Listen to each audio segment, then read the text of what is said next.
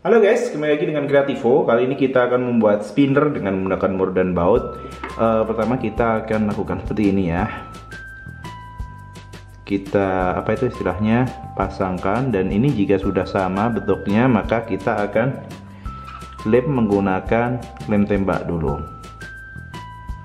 Nah, di sini nanti untuk kebutuhannya bisa pakai berapapun, asal nantinya bisa kita buat sesuai. Di sini saya siapkan 4. Nanti untuk yang contoh lain akan saya contohkan langsung hasil jadinya. Oke, setelah kita kunci seperti ini ya, jangan sampai salah. Ini adalah bagian yang tidak menyatu, jadi nantinya kita bisa kasih lagi lem tembak seperti ini, lalu kita akan pasangkan. Nah, seperti itu guys. Pastikan tegak lurus hasilnya biar bagus. Lalu akan saya proses terlebih dahulu. Nah, ini adalah hasil jadi. Kalau kita menggunakan 4 bagian di pinggirnya, putarannya juga cukup bagus di sini, cukup stabil.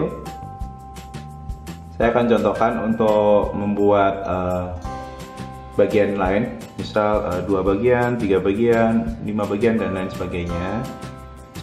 Sementara ini dulu ya untuk 4 bagiannya. Sedangkan ini adalah bentuk bagi yang suka dengan 2 bagian, kiri kanan saja. Putarannya juga cukup mantap, meskipun tidak sekencang yang lebih banyak tadi. Selanjutnya bagi yang suka dengan bentuk spinner dengan 3 bagian seperti ini bisa dibuat juga. Putarannya semakin banyak bagian pinggirnya, maka putarannya juga akan semakin kencang. Bagi yang suka dengan bentuk 5 bintang juga bisa dibuat, nanti putarannya juga akan lebih bagus,